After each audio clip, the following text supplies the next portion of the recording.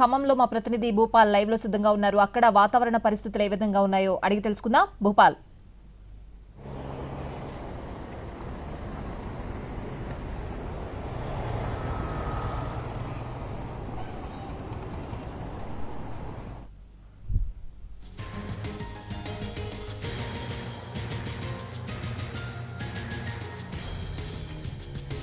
తెలంగాణలో ఎండలు మండిపోతున్నాయి. ఉదయం నుంచి భానుడు ప్రతాపం చూపిస్తున్నాడు. మధ్యాహ్నం అయ్యేసరికి నిప్పుల వర్షం కురిపిస్తున్నాడు. హైదరాబాద్ తో పాటు తెలంగాణ వ్యాప్తంగా ఉష్ణోగ్రతలు గరిష్ట స్థాయిలో నమోదవుతున్నాయి.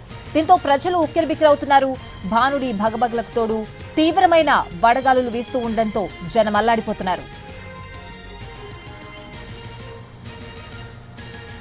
ఖమ్మం నుంచి అప్డేట్స్ అడిగి తెలుసుకుందాం. మా ప్రతినిధి భూపాల్ లైవ్ లో ఉన్నారు. భూపాల్,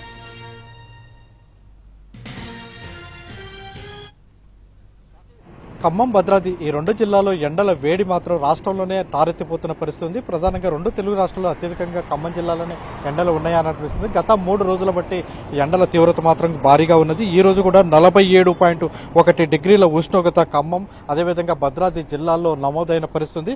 నిన్న కూడా ఇదే పరిస్థితి, అంటే 47 డిగ్రీల ఉష్ణోగ్రత అటు అంటే భద్రాద్రి కొత్తగూడెం జిల్లాలోని భద్రాద్రి కొత్తగూడెం జిల్లాలో గరిమెల్లపాడు, అదేవిధంగా ఖమ్మం జిల్లాలోని గేట్ కారెపల్లి వద్ద ఈ స్థాయిలో ఉష్ణోగ్రతలు నమోదవుతున్న పరిస్థితి. ఈ ఉష్ణోగ్రతలు ఈ విధంగా నమోదవుతుండటంతో రోడ్ల మీదకి జనం కూడా, అంటే సాయంత్రం 5 గంటలు అయినప్పటికీ కూడా రోడ్ల మీదకి జనం రాలేని పరిస్థితి ఏర్పడింది.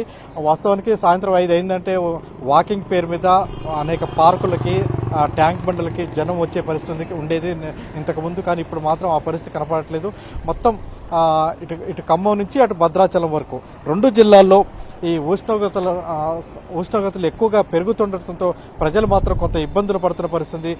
ప్రధానంగా భద్రాద్రి కొత్తగూడెం జిల్లాకు విషయానికి వచ్చేసరికి సింగరేణి మైన్స్ ఉండటం ద్వారా మైన్స్ ప్రభావితం వల్ల కూడా ఇంకొంచెం ఎండల హీటు, అంటే అక్కడ చూపిస్తున్న ఉష్ణోగ్రత స్థాయి కంటే ఎక్కువగా ఉష్ణోగ్రతలు ఉన్నాయని అక్కడ ప్రజానికం చెప్తున్నారు.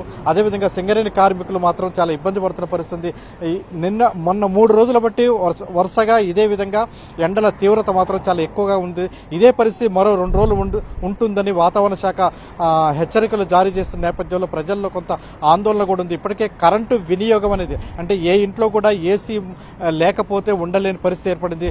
ఏసీలు, కూలర్లు అన్ని కూడా పెరగడంతో కరెంటు వినియోగం కూడా బాగా పెరిగిన పరిస్థితి ఉంది.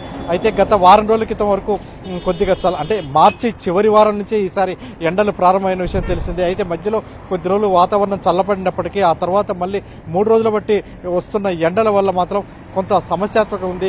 వడదెబ్బలు తగిలే ప్రమాదం ఎక్కువ ఉంది. ఇప్పటికే దాదాపుగా భద్రాద్రి కొత్తగూడెం జిల్లాకు సంబంధించి ఒక 4 వడదెబ్బకి మృతి చెందినప్పటికీ వడదెబ్బ మృతి చెందినట్టు కూడా అధికారులు మాత్రం వెల్లడి చేయట్లేదు.